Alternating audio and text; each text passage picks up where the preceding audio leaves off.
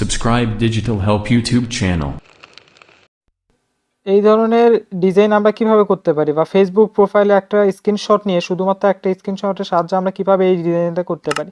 আপনি আমার ইউটিউব চ্যানেলে নতুন হয়ে থাকলে অবশ্যই আমার ইউটিউব চ্যানেলটি সাবস্ক্রাইব করে পাশে থাকা বেল আইকন বাজিয়ে আমার সাথেই থাকবেন নতুন আপডেটের জন্য করে। আমি হাবিবুর রহমান ডিজিটাল হেল্পের পক্ষ থেকে সবাইকে জানাই স্বাগত। এটা আমরা আজকে করব খুব সহজে অনায়াসে একটা মাত্র স্ক্রিনশট ব্যবহার করব। এই অ্যাপসটার লিঙ্ক আমার ভিডিও ডিসক্রিপশনে দেওয়া আছে, সেখান থেকে খুব সহজে আপনারা যে ডাউনলোড করে নেবেন, ডাউনলোড করে নিয়ে ইনস্টল দিয়ে নেবেন। সেটা আমি দেখাচ্ছি না, জাস্ট আমি এটা কীভাবে এডিট করলাম সেটা আমি আপনাদেরকে দেখাবো।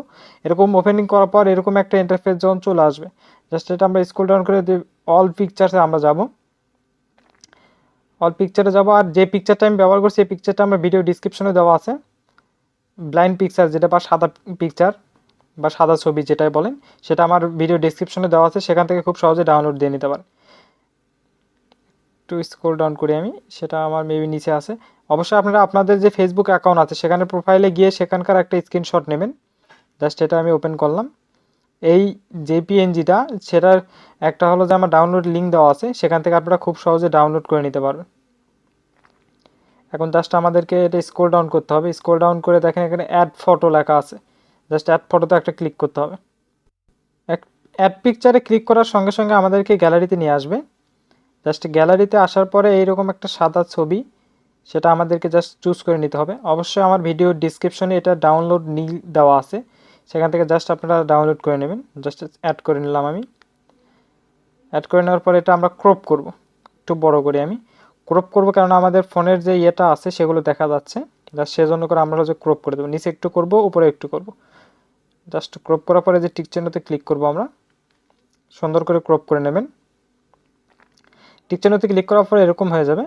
তারপরে এটা আমরা বাঁকাই দেব, যেহেতু আমাদের লেখাটা একটু আমাদের ব্যাকগ্রাউন্ডে যে সাদা ইয়েটা আছে সেটা একটু বাঁকা, জাস্ট আমরা এটা বাঁকাই দিলাম। একটু বড় করে নেবেন অবশ্যই। এবারে সাইডে এটা কিন্তু স্ক্রল ডাউন করবেন, স্ক্রল ডাউন করে এই অপশনে যাবেন, যাই যে নর্মাল আছে সেখানে স্ক্রিনের পর নিচের যে 3 নম্বর অপশন, 3 নম্বর অপশনে জাস্ট দিয়ে দেবেন। জাস্ট এটা একটু বড় করবেন, এটা একটু সোজা করে রাখার চেষ্টা করবেন, তাহলে আপনাদের যে ডিজাইনটা হবে সেটা কিন্তু অনেক নিখুঁত দেখাবে। জাস্ট একটু আমি বাঁকাই নিলাম, এভাবে বাঁকাই নেবেন ভালো করে। নেওয়ার পরে এটা একটু বড় করে দেবেন, যেহেতু আমাদের এটা বড়, জাস্ট একটু বড় করলাম আমি। এভাবে সুন্দর করে সাজাবেন আপনারা, জাস্ট একটু বড় করলাম। এই যে লেখাগুলো আছে এখানে ভ্যানিশ করার পরে যে ইরোজের যে চিহ্নটা আছে এখানে ডাবল ক্লিক করবেন। ডাবল ক্লিক করার পরে আপনাদের স্ক্রিনে যে লেখাগুলো আছে তার উপর দিয়ে ঘষবেন আপনারা হাত দিয়ে, তাহলে এই লেখাগুলো ভ্যানিশ হয়ে যাবে। দেখেন লেখাগুলো কিন্তু ভ্যানিশ হয়ে যাচ্ছে। এভাবে খুব সহজে আমরা যে লেখাগুলো ভ্যানিশ করে দিতে পারবো। হয়ে যাওয়ার পরে জাস্ট আমরা টিক চিহ্নতে ক্লিক করব, দেখবেন আবারও দেখে নেবেন যে সুন্দর হয়েছে নাকি। টিক চিহ্নতে ক্লিক করবেন, আবার ভ্যানিশ যদি কোনো কিছু বাদ পড়ে থাকে তাহলে এই যে ইরোজে ক্লিক করার পরে এখান থেকে আপনারা আবার এ করে নেবেন, যদি কোনো লেখা যদি দেখা যায় সেটা অবশ্যই ইরোজ করে নেবেন। ডবল ক্লিক করার পর জাস্ট আমরা টিক চিহ্নতে ক্লিক করব। এই টিক চিহ্নতে ক্লিক করার সঙ্গে সঙ্গে আমাদের লোগোটা কিন্তু কমপ্লিট, মানে আমাদের ডিজাইনটা কমপ্লিট। জাস্ট আমরা ডাউনলোড দেবো, জাস্ট এই যে ডাউনলোড বাটনে ক্লিক করবো একটা, করার সঙ্গে সঙ্গে আমার হলো যে গ্যালারিতে এটা কিন্তু সেভ হয়ে যাবে।